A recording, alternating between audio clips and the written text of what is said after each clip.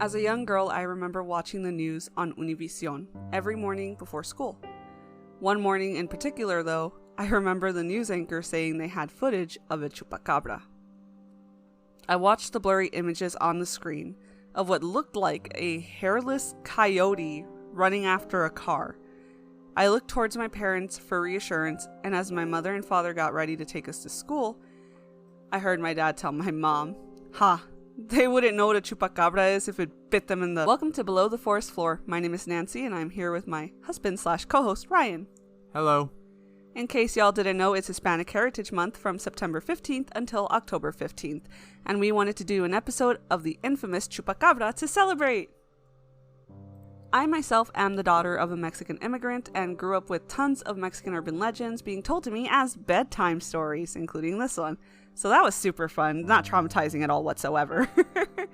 But yeah, so not only did I grow up with my parents talking about stuff like this, but I grew up with hearing about this on actual news segments on Univision, Telemundo, Azteca America. And this obviously cemented my fear and fascination with this creature, as in my 10-year-old mind I believed, well, if legit news sources are talking about it, well then it must be true. Why else talk about something like this and say you have footage of it, you know? Turns out, these places, my parents only ever had it on channels in Spanish, but it turns out American news places were also speaking about the Chupacabra when people say they saw it for the first time. Yeah, there was a lot of them around the early to mid-90s.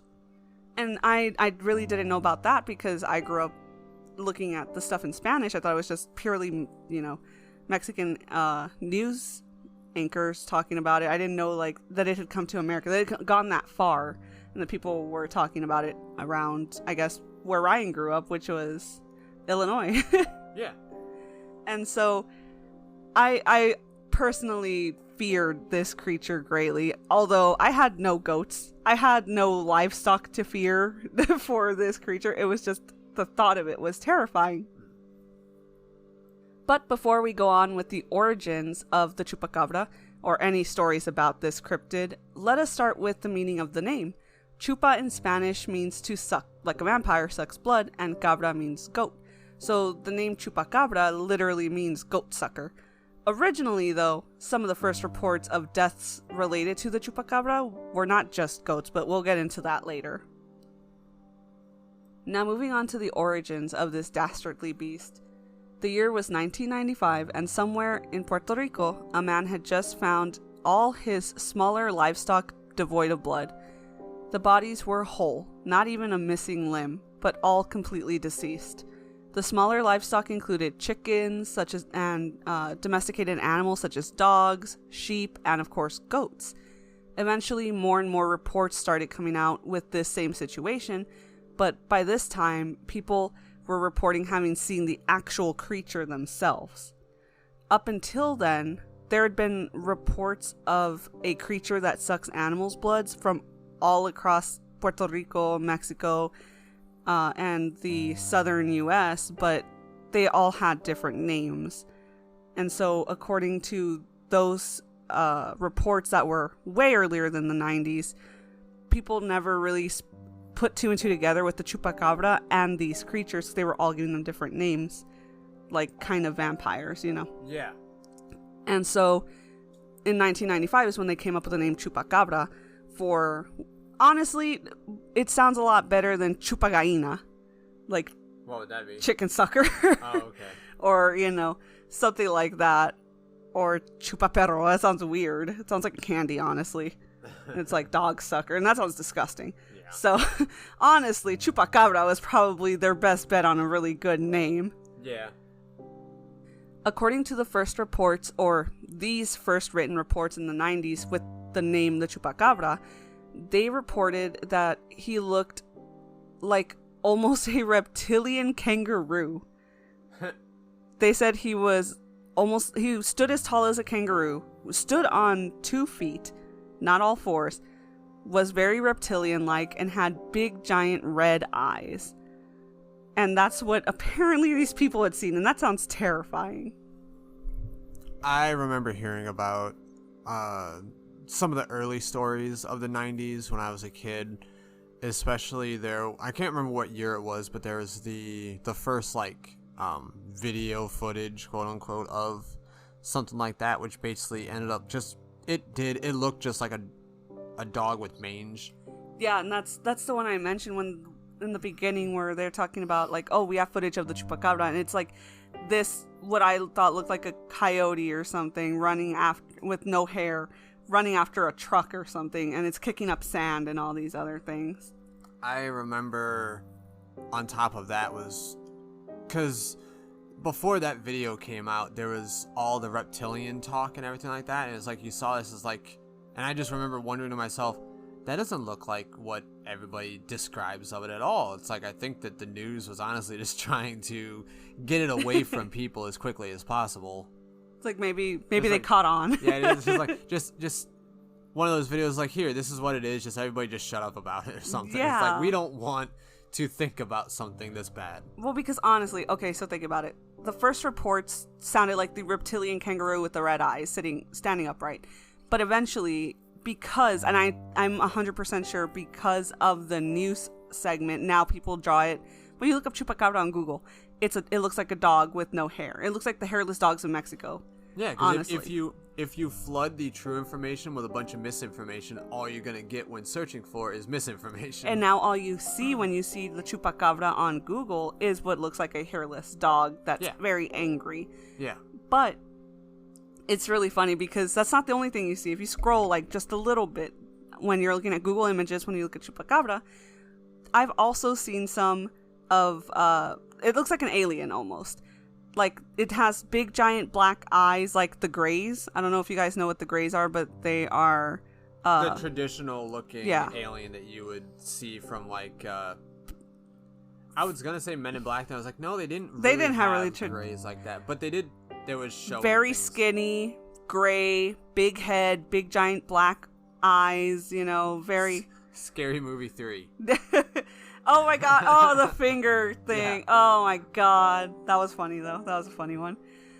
But yeah, I've seen some depictions of the Chupacabra having like the big alien eyes and being green and super skinny and having spikes coming out the spine. Yep. And I don't know if you've seen that depiction. Yep. Oh yeah, that's the exact one that when it first started catching like wildfire, especially in the US, I remember hearing about it, and that was the exact description every time. So do you think that means that some people believe the Chupacabra is an alien?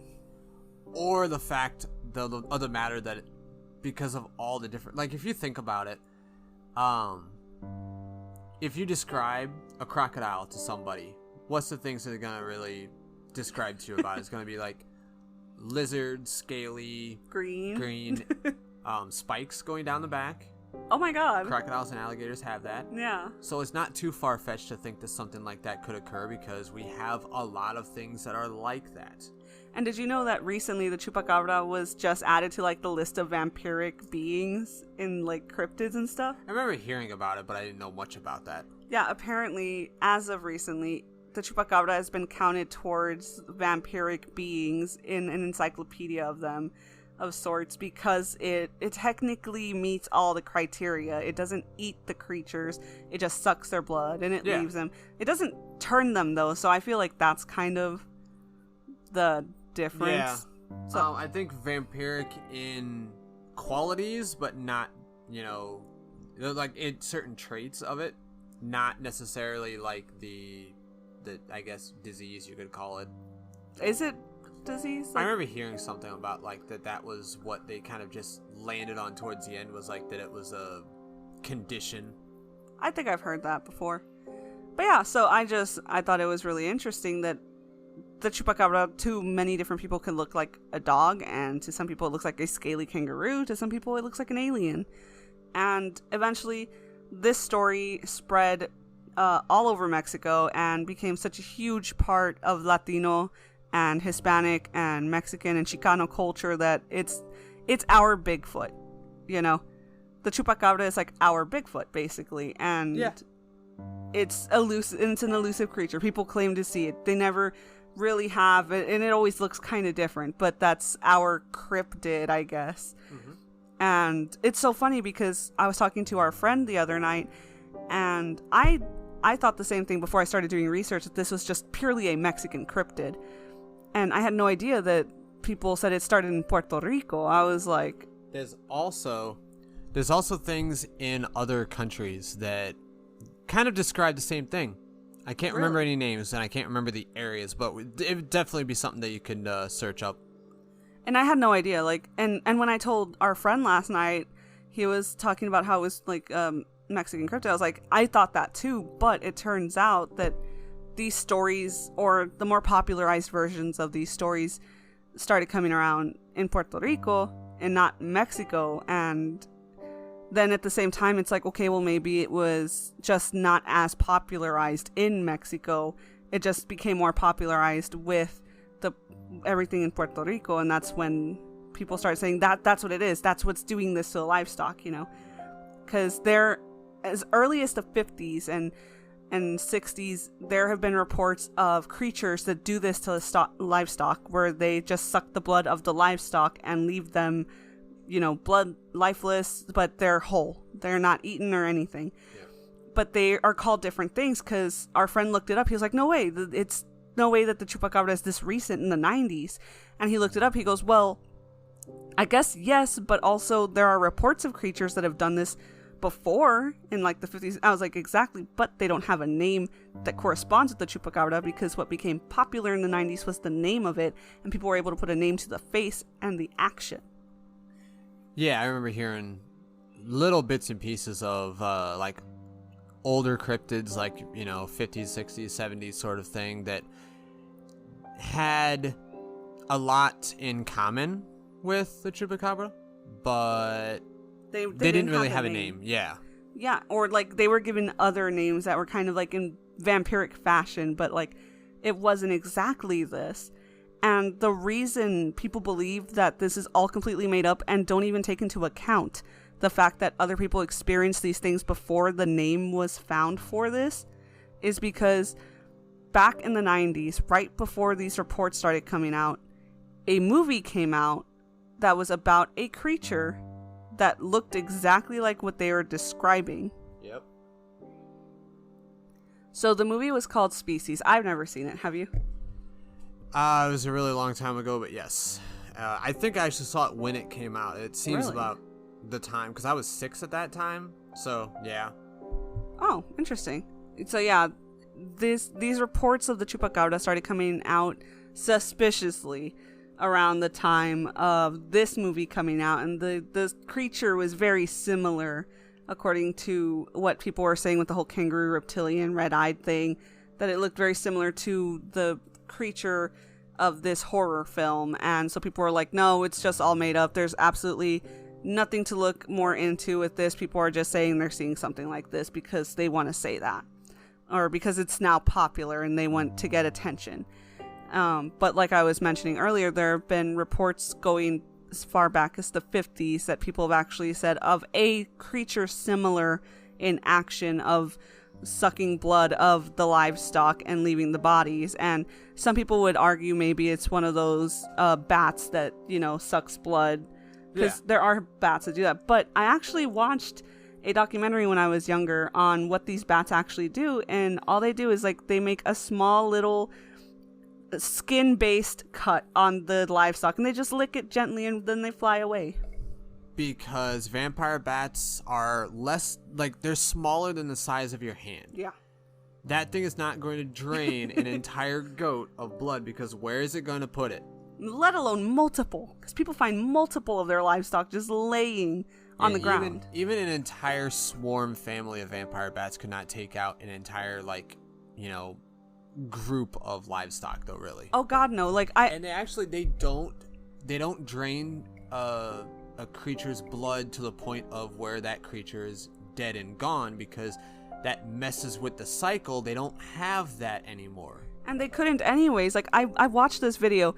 This little teeny tiny bat landed on this cow's head, and it started cutting away with its teeth at a little tiny patch of skin on the ear of all the way, just like on the ear, or like the back of the foot of the cow. Cow didn't even feel it. Cow was still eating. I was just gonna say, do you know why they usually do it to the ear and stuff like that? It's because they don't feel it. Exactly. That's why when people tag them, they tag them on the ear.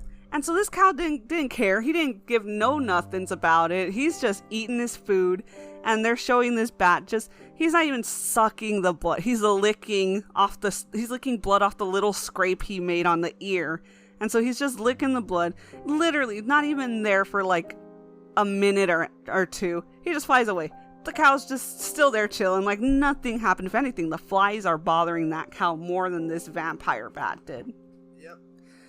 And so it's obviously not that. And because I know people think of bats, and even though not all bats are the same, most people, it's like the first thing they think of. It's like, oh, it's going to suck my blood. I love when people freak out whenever they see a fruit bat. That's the funniest thing to me, though, is like you're freaking out about something that it's gonna steal your mangoes before it'll take anything else. Have you ever seen a fruit bat eat a grape, though? That is so cute. I've watched them eat bananas like in person too at the zoo. It's really? great.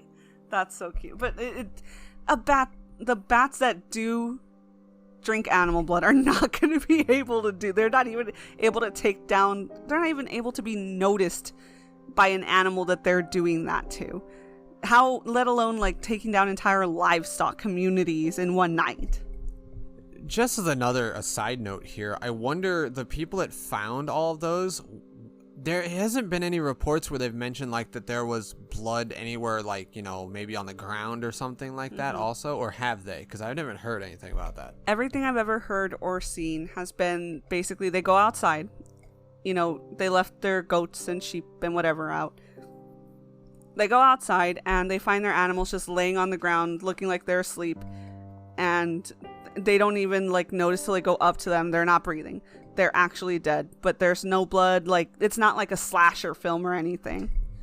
And then that brings me to another point where we were talking about, like, you know, the vampire bat not being able to necessarily carry the amount of blood that it would take to drain of a cow.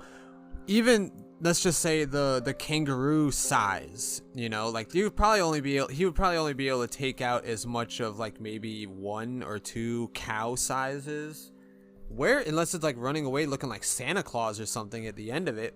But then what kind of a physical activity would be able to burn off, you know, all of that kind of blood or something like that? It's like, what kind of a physique would a creature need to be to put away many goats worth of blood, I wonder? And also, like, what if, here's just like a theory, well, you know, this is a horror podcast, and then we talk about cryptids and everything. We try to, because we've talked about the origin, or what people claim is the origin, a little bit, and we've talked about some of that side of things. But what if the Chupacabra is like in packs? What if it's multiple? Because it's reports all over from Mexico, and apparently when I was like looking up at some other things to try to find out the name of the movie, people say that they've even heard this in Brazil. Like, Brazil was one I hadn't heard about yet. And coming off from what you just said there, that actually just reminded me of something. It's like, okay, so let's just say it's the size of a kangaroo, right? So that's kind of like the thing. So if it's the size of a kangaroo, and let's just say it was able to grab a goat, start doing its thing, it's going to scare the rest of them, right? Because it is a big creature. It would almost have to be many enough to be able to stop all the goats before they start raising an alarm. Yeah. Sort of, you know, they start freaking out. Do you think maybe this creature, like if it's not the dog one, because although it's the most popular, I refuse to believe that picture of a dog with mange is this thing. Okay? Although it is the most popular depiction, it would make the most noise. It would make the most amount of mess. How could something without hands and opposable thumbs grab onto a creature to only suck its blood and stop everything else and that creature from moving, unless it like completely immediately snaps its neck with supernatural powers that it has? But at that point, then, the autopsies on the goats would be like, oh, okay, it killed it first, then drained all of its blood. But that was never that's never a case that I've heard of. That's true. Maybe they just haven't looked that far into it. It's just goats. They're like, meh, no blood. All right. Moving on. Something like the size Chupacabra. It comes out the size of like a dinosaur or something like that, and just like grabs one of the goats and just like holds on to it, and the rest of them are just too scared to do anything. He's just like, shh, say nothing. But honestly, what if it's like a species, like an entire species? It's not like just one thing, because this has been reported everywhere, but has been reported since as early as the 50s to happening to multiple livestock. And it's just possibly something that exists in that dimensional world that we always hear about, that we always talk about. Like Ryan's had experiences with dimensional happenings with time. Oh yeah. Have we gone into an episode about that No. yet? Okay, we're gonna have to do like a, what are they called? It's almost just like a kind of something that has to do with like a time warp or something, because I've been into one. I'm pretty sure. That'll be for the future, but so what were you talking about with the I'm just saying, like, maybe these are creatures from something like that. Oh, okay. I think I know what you mean. Well, because some people even depict them as aliens. Maybe they're more intelligent. Maybe that's, what they're able to do off of that. So. Oh, no. What are you thinking? Oh, no. Weird thought. You know the UFO that always picks up the cows? Oh. What if it's them?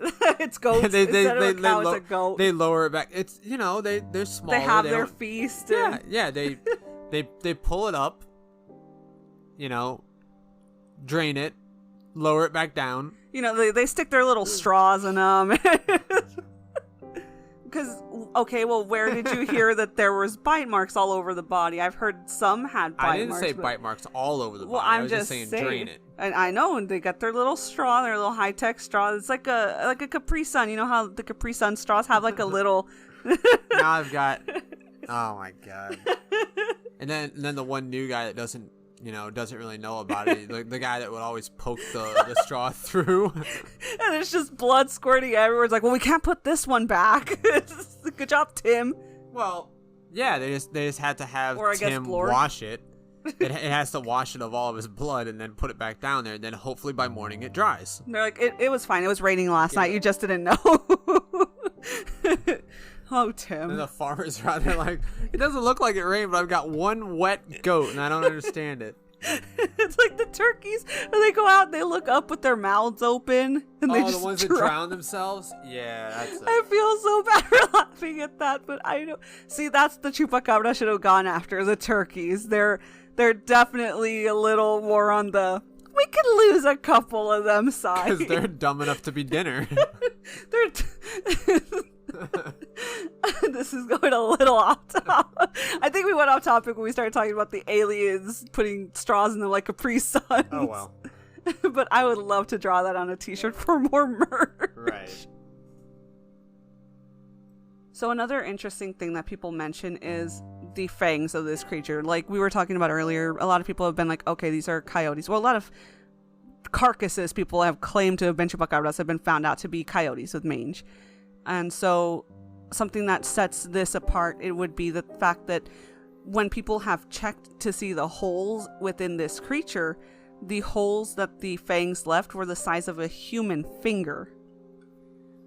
And a lot of the reports indicate 3 large claws on both the hands and the feet. So that it would definitely be difficult to actually see that from far away or something. So I can understand that that's not like substantial evidence or anything, but if it's true, then it's definitely not, these coyotes with mange that you see as well. Because even the videos and pictures that you see of the quote-unquote true, real Chupacabra or anything like that,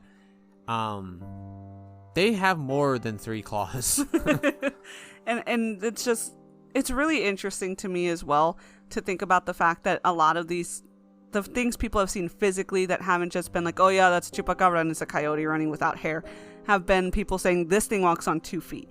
This thing is capable of holding down something, especially some of the sketches we've seen that look more alien or vampire-like. And the size of them, which you'll get into here in a minute, I'm sure. Yeah, like 100% we have to. But before we go more into the vampire side of things, because we did kind of come up with a little bit of a theory on that while we were doing our research, we found out that people had been reporting this all the way back to 56 in Arizona. So it wasn't just something that started in like the southern places in the, in the world where they were like, oh yeah, this kind of just exists. In Arizona in 56, there was a report of the Chupacabra.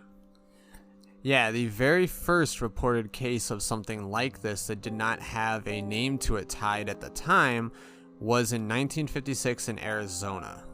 So that's a ways before. There was a long hiatus of this creature. And not only that, but apparently there were reports of it being in Michigan and Illinois. So it wasn't just like southern U.S. or anything.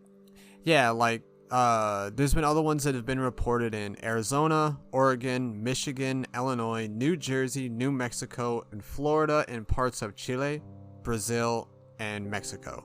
Which the Michigan and Illinois and New Jersey, well, okay, not New Jersey. That one because of the New Jersey Devil. I can see something like that. But Illinois and Michigan was the one that threw me off really bad because that's way up north. So. And it was so interesting because I was like, well, if there's so many places like this that have the Chupacabra, I wonder if other places have it. Like, we have a friend that lives in the Philippines, and I wanted to ask her. I was like, do you guys have anything like the Chupacabra up there? And she actually said no. So it's not completely worldwide. It's not something that just is worldwide that was spread from all over the world. It's just these specific places that are all kind of close to each other. Because I asked her, I was like, do you guys have anything at all like that? She's like, nope, we've never had any kind of a creature that acts like the way you guys describe the Chupacabra to act. And for me, I remember being a kid. I was in elementary school, I think, and there was a book in the library that was like myths, folklore, stuff like that. And this was 98, I want to say, or somewhere around there. I found a book that had the one of the coolest pictures. It just kind of like it jumped out at me when I was flipping through this book because I've always loved things like this, Bigfoot, aliens, normal, just myths and things like that. Speaking of Bigfoot, our next episode that we're going to do together is actually going to be on, or one of the next episodes is going to be about Bigfoot. Awesome. Can't wait. But like all the stuff like that would just, it spoke to me, I needed to always check out those books. My mom was always like, oh, one of these things again, so then when the video, like any of the videos on the History Channel or anything like that, would come on with a lot of these like monster hunts or anything like that, I would sit and I would watch it and I'd be reading all these books. And with us researching this, we actually found one of the pictures that was in the book that I remember checking out from the library that was actually talking about the Chupacabra. And I think it's so funny because when we first started talking about things we had in common when we first started dating, this wasn't one of them. No, we didn't talk about like, we talked about some spooky things, but not necessarily. I was going to be like, if you're going to move in with me eventually, you're going to have to know my house is haunted. Well, that at the same time, we didn't really talk too much about cryptic stuff, yeah. But there was a couple of them. It's like, oh yeah, I'm into this sort of thing. And that was one of the things we talked about. But it was never like to the point where I knew these things about you. I didn't know any. This is the first time I was hearing about it with Ryan picking up these books and stuff on his own growing up. Yeah, we didn't really talk about it. Didn't really come up in conversation. It was like one of those things that's like we both were into those sorts of things, but like the actual personal stories, especially from my side, it hasn't really needed to come up yet. So it's just like I've just kind of forgotten about it. But seeing that picture brought it all back. Yeah. I just think it's like, wow, definitely meant to be. Cause like out of all the things we have in common, here's just one more on top of it to ice the cake. And I know that you brought up the whole Bigfoot thing as one of our future things, yep. But again, when we saw the Bigfoot thing, we're like, oh, we need to do that one. It's like, of course we do, and it's like we also need to do Nessie, and I'm just gonna put it out there that I want to do an episode on Nessie. Okay, well, we do have all of October filled, but what? Oh my God, I forgot I forgot November existed. But yes, in November we can definitely put Nessie on there. Well, it'd also be kind of nice because, like, Loch Ness in Scotland is usually very chilly and cold up there. So November, December, sort of that weather would actually be perfect for it. So awesome, aesthetically pleasing. Yeah. Ooh. But yeah, anyways, going back to the Chupacabra, we discovered that some people claim that it is about 4.5 to 5.5 feet tall, but I even read some that said they're 3.5 to 4.5 feet tall. Do you know what else is about that height, Ryan? No. The Grays. aliens. Oh, I completely forgot that there was actual like people talking about how tall they actually were. They are pretty short. Some of them are pretty short. Some of them are pretty tall, depending on the people you talk to. So I know that we had the theory on, you know, the whole vampire mutation might be a form of Chupacabra or something like that. But what if it's almost like a different variation of a gray also that has, you know... like maybe a stranded gray, and then they just had more babies, and they're nomads now. Well, even instead of that, a gray that contracted vampirism. Oh my god. So, like, what, a vampire was like, a human, and it was like, no! Yeah, he didn't know it was. And now we have the Chupacabra. Like, that's a pretty weird-looking human, but I'm hungry. It's a vampire-conditioned gray. Oh my god. What are we doing? We are making an abomination of this episode, but I love it. I'm loving every second of it. But, yeah, so... there's a new theory I wasn't expecting for us to come up with. What I would like to be able to do is put all the education out there, but then also have the moments like, okay, if you're going to buy into this sort of thing, what is some of the things that you can think about with, like, what could the conversation be? Well, because, yeah, we're just trying to figure it out with everyone else, because nobody knows a lot about these things, so we're just being, like, the kind of people that have all our options open to what these things could be, because we did talk about origins. We talked about all of what it actually could be, like coyotes with mange and stuff like that. But now let's fall back. Let's go jump into the lore and be like, okay, this is real. Let's say it's real. What could it be? What could it actually be? Yeah, exactly. And that's how we kind of came up with the whole vampire thing. Yes, 4.5 to 5.5 feet tall is very short for a vampire. But first of all, think about how short people were back in the day, like way back in the day, like the 1800s and you know. And that is a fair point. And also, you did bring up the point a little bit ago when we were talking about it that it could also be that could be what people are, because you're thinking if you're about 100 feet away from something, because you're not going to get close enough to pull up a yardstick, you know, you're going to judge it. And a lot of people, if you're saying how tall something is at range, unless you're pretty good at range finding in general, you're gonna be off by a couple of feet. Also, this could be the general height of it crouched over, you know, like hunched. Yep. And the reason we were thinking like maybe it's like person tall, it's because we found something that people were saying that they were sulfur type of smells coming off of it. There were sulfur-like smells coming off of these creatures, and we're like, okay, well, that could possibly be going into like the paranormal side of things, or at least that's what Ryan suggested. Because one of the key characteristics between almost any supernatural like spirit type of thing is like a smell, demon. like a smell of sulfur. So at that point, if this has a sulfur type odor that eyewitnesses have reported, what if it's something that has to do with that as well, or even just a mixture of something like that? And what's like another thing people claim to be demon-like creatures? Vampires. Yeah. And because of that, it's like, okay, well, let's say it's like a type of vampire, and it's a vampire that's maybe lost its humanity, because people talk about vampires not always in a human form. Some people talk about vampires being like kind of monstrous-like. Maybe it's something along those lines, because it doesn't do anything like to actually tear the creature apart or eat chunks of it. It just takes blood. So since we're talking about vampire family, it's like, okay, maybe this is just one of those vampires, but it's like the last stage of its monstrosity, like of it becoming that far gone. It's lost all human-like quality, so it's basically a monster now, and like demon-like. Yeah, exactly. And that would explain walking on two lakes. That would explain the smell that comes off of it. That would explain the way it eats. That would explain, personally to me, a lot of it. And funny enough, one of the things that we have set up on the computer right now that I've been reading through as you were talking there is the origins of Chupacabra are subject to debate as well. They think there's some people have mentioned that it could be a left behind pet from visitors from outer space. So A pet? A gray pet. So are you saying we're giving this creature too much credit? It's like it's so intelligent, but it might just not be. hence their uncanny resemblance to the space aliens known as Greys. Both reportedly have large oval heads with enormous eyes. And the alien theory doesn't end there, however.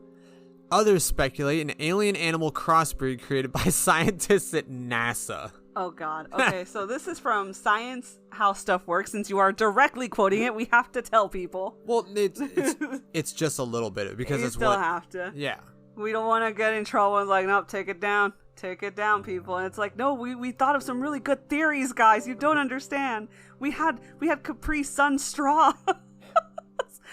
But honestly, when I think of pets, I think of dogs, I think of cats, small, harmless. I never imagined what an alien pet could look like. So I was like, no, this is too dangerous looking. Why would you keep that as a pet? I've played way too many video games to see what, like, the idea of alien pets could possibly be like, so, yeah. Wait, okay, now I need to hear that. Oh, there's any of them, like the Mass Effect games, or let's say, especially No Man's Sky. No Man's Sky now has, like, a companion system where you can actually kind of, like, you can domesticate some of the terrestrial creatures on these different planets, and some of them look way out there. So, yeah. Okay, so now we're assuming this creature isn't even intelligent enough to be like a gray. Well, pets can still be intelligent. Well, there are pigs with the intelligence of a toddler, so... Well, there's also, dogs that can let themselves out of a kennel, and other dogs. Oh, God, the dogs that push the buttons that say words. Yeah, exactly. Oh, my God, those scare me. Pets can be taught. Also, they might, let's just say that they have trained them to be even smarter than what we could think of. I mean, honestly, some of their pets are probably smarter than a lot of people. Because, oh gosh, those aliens are laughing at us. They're... Yeah. I can't even imagine. But, oh my God, just the thought. Wait, okay, so NASA's involved now, from what you mentioned. Well, some of the theories are that, yeah, something apparently experiments, of course. It always goes back to that. Speaking of experiments, remember how I mentioned vampire bats? Yep. Right in the article, it talks about genetically modified vampire bats. Could be the but that doesn't even make sense to me because it doesn't even look anything like even if you genetically modify what you're taking the wings away, you're adding arms. You have to pump a whole lot of stuff into that thing to make it big enough to do this. Like, honestly, a swole vampire bat. Oh God, it wouldn't even be swole. Swole it would just be a little hefty thing. Like, they would have to give it a few feet. They would have to give it some limbs. They would have... A 5.5 foot tall vampire bat. There you go. Oh my God. Like, honestly, like, I've seen some giant bats, like, in pictures. Well, yeah. But not vampire bats. The vampire bats, actual vampire bats, they're tiny, guys. They're like the size of a bird. A small bird at that. If you take a piece of toilet paper and pull out just one square, it can fit, like, on half of that. They are that tiny. So trust me, if you think of vampire bats, you're fine. If anything, it'll give you a scrape and it can fit on the palm of your hand and not touch a single finger. So honestly, though, another thing that I found interesting. So I do have this book called The Element Encyclopedia of Magical Creatures, and sometimes when I can't think of topics for the episode, I look through this book. Is that the green one that has the gemstone on the front of it that you gave me? Nope, it is the white one that is in the office. Oh, okay. The one that has like the dragon. I can't remember what's the green one then? The green one we have so many books on mythological creatures. I even gift some to Ryan sometimes. Like and that one I actually found at the thrift store when I was going out with a friend like a few years ago. Oh. I was at a thrift store and I saw this book, and I probably would have bought it for me, but like I know Ryan loves these things, and it was so ornate and beautiful. I was like, oh, Ryan would love this. Oh yeah, I definitely love the way that book is binded. I do love it. Good, I'm so glad. And so honestly, it's both ours anyways. Everything in the house is both of ours. Yeah, exactly. And so we have so many books. Actually, I might start putting them up on Instagram so people can see what they look like, because I have so many books on the supernatural, on ghosts, I actually picked up a book one time when I was a custodian. They were sweeping this huge book on ghosts down the hallway that they were going to throw away. It was a whole book, all intact, nothing written on it, no pages torn. The cover was perfect on both sides. I was like, are you guys throwing that away? And they're like, yeah. End of the school year, nobody picked it up. I was like, can I have that book? And I still have that book to this day, and it's been like almost 5 or 6 years. No, 6 or 7 years, because I've been with Ryan for 5 years. Yeah. And so, no, this is the Element Encyclopedia of Magical Creatures is a white book that has mythical creatures on the cover of it. And I bought it digitally as well, just in case anything happens to my physical copy. Can you tell I'm obsessed with books, first of all? Well, it's also to make sure that something bad doesn't happen to the book and you still have it. That too, because I remember my copy of The Giver got completely destroyed when we left it in the car. Yeah. And I didn't just leave it in the car to be a bad book owner. I read it everywhere I went. I love reading books. And I just want to make sure I have an extra copy or whenever we need it, like right now, because this book actually has a little bit on the Chupacabra. And it talks about all the normal stuff. And this is the one where it says it's about 3 to 4 feet tall. Like the other ones were saying it's about 4 to 5 feet tall. This one says 3 to 4. It also says that it has a long nose with a forked tongue, and that it hops around like a kangaroo. I heard about the height of the kangaroo, but I never heard that it hopped. Because of the structure of it, of people mentioning how like the hind legs were like a kangaroo, that it can run on 4 legs, but it's been said to leap on its hind legs just like a kangaroo would. I never heard that. I've only heard of it running, but then again, I've only seen the dog version of it. Yeah. Well, I'm pretty sure it's all people have caught on camera. But something interesting that this book mentioned was the fact that this creature, the Chupacabra,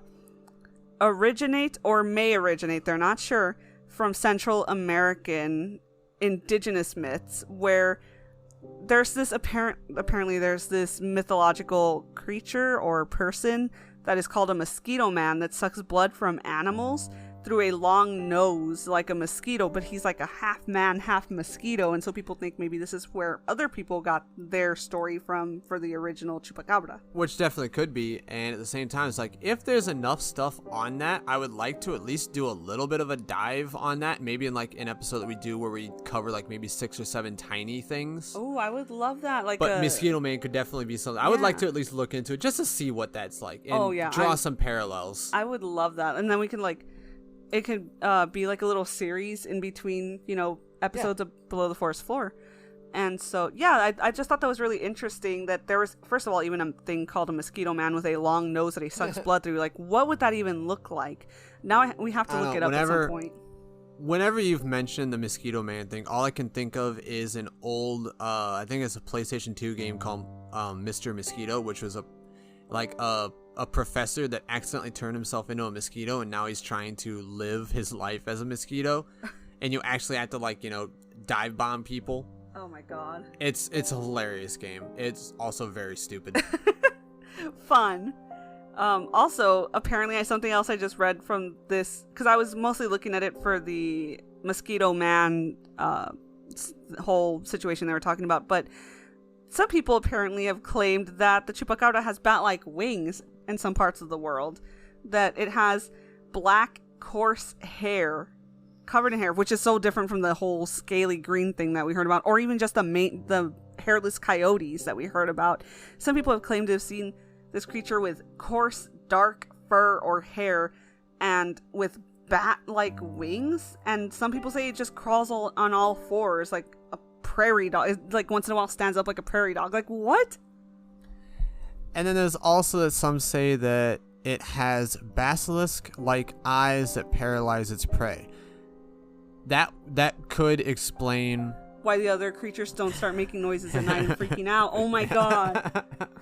Yeah, so what could be the example for that is that they really needed to add more things that it could do to make it seem like, make it make sense. Make it make sense, yes. But, okay, so now I'm wondering, where did these people get their information from? Because everything we found for information, we didn't read any of that anywhere. And we've looked everywhere. And it kind of sounds like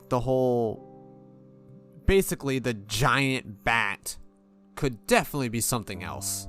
Yeah, like, honestly. And maybe they just kind of all put it together. They're like, yeah, bat, blood, sucking, same thing. Yeah, so stereotypes. Oh god, great. Now we're getting into that in the cryptid world. In the cryptid world. Yeah, there's stereotypes for cryptids, Oh god, that's just what we need. Yetis aren't Bigfoots, Ryan. Well, And even you had to be like, well, so you know. But yeah, so we just thought it was really interesting. And we wanted, because before this episode ends, I wanted to talk a little bit about the not so popular things that this creature has been described as. Like, I never heard the bat thing from anywhere. I never heard the crawling around or the basilisk guys. And honestly, I've looked up things and I haven't found anything about it. And then a quick tangent to end on. Any of the real ones that people have said that they have found and killed, stop killing coyotes and just saying that they're chupacabras, please. Literally every single carcass people have tested for DNA has been a coyote that with mange. Please. It's like, good job. You're taking care of an already endangered species of Texas, really. So, honestly, Ryan, you are not wrong. So we thought we were done. And it's like, okay, that's it. We're closing up the episode. And then we just got dragged back in. Accidentally scrolled down too far on this one website that it looks like it has a character sheet from D&D for the Chupacabra. So, Nancy, you want to take us through? Just go through the entire OkCupid profile of Chupacabra. Fine, but I'm making stops along the way. Alright, so name at Chupacabra, obviously. Nickname, apparently, I've never heard of a nickname for the Chupacabra. It's just Chupacabra. Or the nickname could be for people that are into video games and stuff. It could be called the Chupa Thingy if you want. Oh, nice red versus blue reference, Ryan. At least once I needed to. I was wondering when it was going to come up. I've been waiting this whole episode for it. So, honestly, Ryan, first, can you tell now you have to tell the red versus blue Chupa Thingy story. I don't remember, like, exactly how it went, but they were trying to determine if the truck in Halo looks like a warthog or not, because it's named the Warthog, and the guys on the red team were just arguing over that for a while, and he's like, stop making up animals, because he's saying, it's like, I think it looks like a puma. Okay. And Sarge was like, a what? What the hell is a puma? And he's like, well, it's like a big cat. He goes, you're making that up. And Griff says, no, it's a real thing. So then the whole time Sarge is just giving him crap, saying, it's like, what it's like, I told you to stop making up animals. And he's like, what about a walrus? And he's like, you're still making up animals. And he's like, Simmons, what was that Mexican lizard that eats all the ghosts? And he's like, that'd be the Chupacabra, sir. And Sarge is like, Griff, Chupa Thingy, how about that? It's got a nice ring to it. Kind of rolls off the tongue. And that's a running gag for the entire series, so I had to make that since we did this. Yeah, Red vs. Blue is basically a web series that came out where people used characters from a video game called Halo, and they walked around giving voices to them and making a whole story with them. It was machinima was what it was called back then. It was basically just like making a parody of something. So it was what was very popular early 2000s. And the people who did it, like Rooster Teeth and all that, like they're in Texas. They're Texas based, so that's why Chupacabra was like something that was so fun to hear from them. It was like, oh, they mentioned it. They mentioned the Chupacabra. But okay, so apparently a nickname for the Chupacabra, according to the How Stuff Works website, Chupa. Sucker. Like, I've never heard that. That sounds like such a terrible nickname. And I love how the nickname actually says Chupa, then / goat sucker. And it's like goat sucker is Chupacabra. So Chupa is not goat sucker. Chupa is translation. Just sucker. Anyways, alias El Vampiro de Moca, which, by the way, our friend last night who was like, no way, this is as early as the 90s that they came up with the name the Chupacabra. I heard about this creature called El Vampiro de Moca, and he is correct. There was a creature called like that before they came up with the name Chupacabra in the 90s, and this creature was around the 70s that they had heard of it. So that may be what people were calling it before they decided on the name Chupacabra later in the 90s.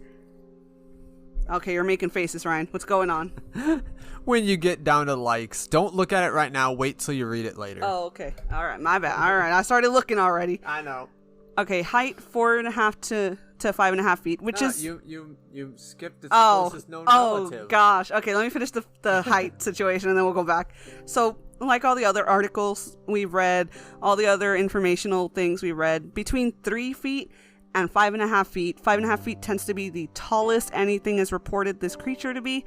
3 feet has been the shortest any kind of book, article, whatever, has reported this creature to be. So honestly, could be crouched over, could just be distance, because honestly, I'm not getting anything near something that's killing my stuff.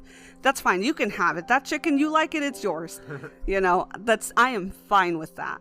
So that's around the height that you want to look out for, just in case you go chupacabra hunting. I don't judge, you know, not hunting. Like, go looking for it. That's what I mean. Yeah. So Ryan, would you like to say the closest known relative, or do you want me to? I just love that it's kind of funny that its closest known relative, according to this website, is the Jersey Devil, which I can vaguely see what they mean by it, but that would also mean that they're kind of also showing that the what's the word I'm looking for? The reports that were coming from New Jersey was probably of this and not it was of the Jersey Devil and not Chupacabra, because they're kind of showing that yes, a lot of stuff does. I know what you're talking about, but also I don't remember a lot of the story of the Jersey Devil. So if you want to enlighten me a little bit. I'll wait for our episode on it. Are we going to do an episode on it? Oh, I would I've love got to. all of October booked. I would love to be able to go through with your way of like storytelling and stuff like that.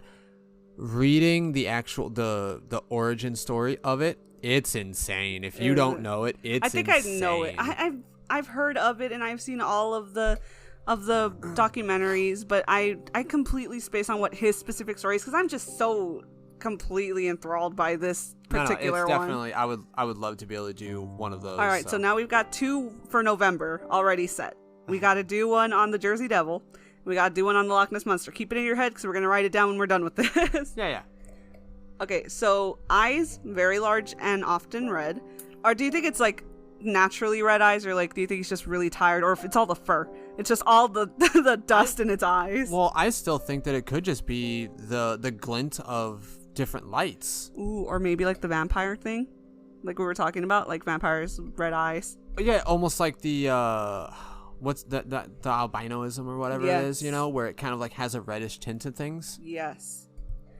It says that the build is quasi-simian kangaroo reptile. Funny enough, I was reading up above, you know, when they were talking about the hopping on its hind legs and sometimes being on 4 legs and things like that with the bat wings.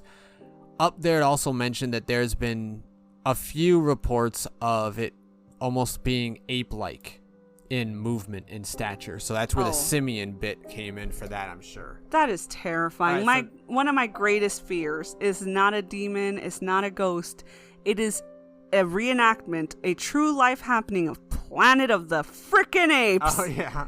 I am so scared of the thought of that. And there's, like, y'all, apes are so flippin' intelligent. My goodness, it is not far off from what they probably are capable of. I don't even like the thought of going to a zoo when the sun goes down. That's how, like, the thought of this, that the chupacabra, if I ever run into it, could have the qualities of, like, kind of acting like apes move, I would probably cry. I would die right there on the ground. All right, so now you need to get into likes. Just read it from left to right. Don't go to the very end. Okay. The chupacabras, according to this website, likes goats, chickens, cows, horses. Okay, first of all, I never heard the horse thing. Keep going.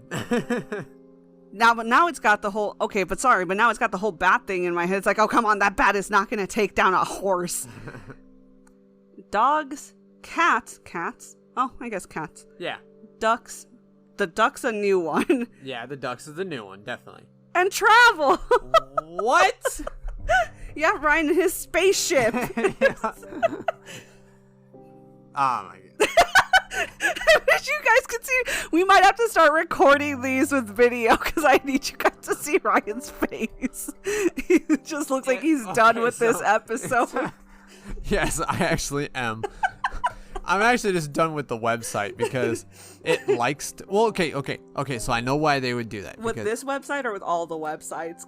No, just this one. Just this one. The whole liking to travel, probably because after the dislikes, it goes to favorite hangouts and it mentions all the places that have been reported. So apparently it likes to travel because it goes through multiple different states of the U.S.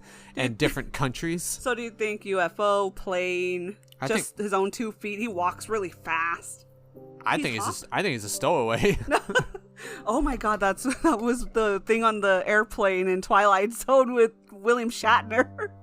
Yes, it actually kind of was. Oh my gosh. Kind of reminds me, like, you know how they say to be very, very careful with, like, the pallets of bananas and stuff like that from other countries because there's usually, like, spiders and insects and stuff like that. Spiders, insects, Snakes. Chupacabra.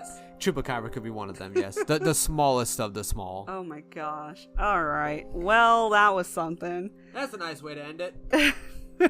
Yeah, I think we're done. I think we're good. I'm good. I think I'm mentally checked out after that end part, though. So Ryan's mentally checked out. I love how it just kind of like it was education, and then some origin, sprinkle a little bit of conspiracy theory, some real theories, and then it ends with us making fun of this last thing.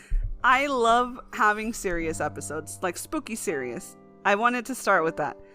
But I think the Chupacabra theories and like the vast differences between all of the kinds of things people say about this, there's no way this episode could have been serious, even if we tried. No, it puts you into submission fast. You just have to laugh at it. Like, do I still believe in the Chupacabra? Maybe. You never know. There are some things in this world you can't explain. So I'm not completely writing it off. Do I think it's hilarious about the theories and the way it's described by some people? Yes. Absolutely. You can't not laugh at something like this particularly. Do I completely want to dismiss everything that I've read? No. There's people saw something. Some people saw something, or they're saying they saw something. Some people accidentally heard coyotes. I was going to say that same thing. But I just wanted to say thank you so much for listening to tonight's episode. I really appreciate you all being here with us today. We are going back to weekly episodes, but we are going to have 1 week where I am only the host because Ryan does work very hard and he's been having a lot of overtime recently. So there will be 1 week where I'm the only host, and then there will be the next week after that where Ryan is with me hosting. So it's going to be alternating, but we are going to be doing weekly episodes again. And I did put out a schedule of what episodes we're going to be doing with my announcements that I recently did on the Below the Forest Floor Twitter, Facebook, Instagram, all of the social medias. I even did it on TikTok. If you guys don't know, we have a TikTok for sometimes I do sketches and sometimes it's kind of funny. Sometimes it's kind of scary. Like recently, I talked about some really creepy stuff that happened with something that happened at 1 a.m, my mom, and it was like, whoa. But I think we might actually do an episode of that sometime. Like all of the weird telepathy, I guess you could call it. I have an idea for one. Well, get over here then. I have an idea for an episode at that point then, is you can discuss, like one of the ones that you could do on your own though, because it'll be kind of a smaller episode. Discuss the witching hour. Oh god. Oh no, I don't want to do that by myself. I don't want to do that by myself. No, I'm not. But that is something that you have a lot of experience on because you do wake up a lot at 3 a.m. I know, especially after what was happening to Mom this past time. So there you go. But yeah, go ahead and end it up. Yeah, I'm going to end it up before I keep talking about the witching hour thing, because I'm definitely not doing that one by myself. Because I want Ryan to be there when I do that episode, because you have been there. You are a witness at the weird things that have happened at 3 a.m. You've been there when I've waken up, like, at that time, especially during that month when the bad stuff was happening.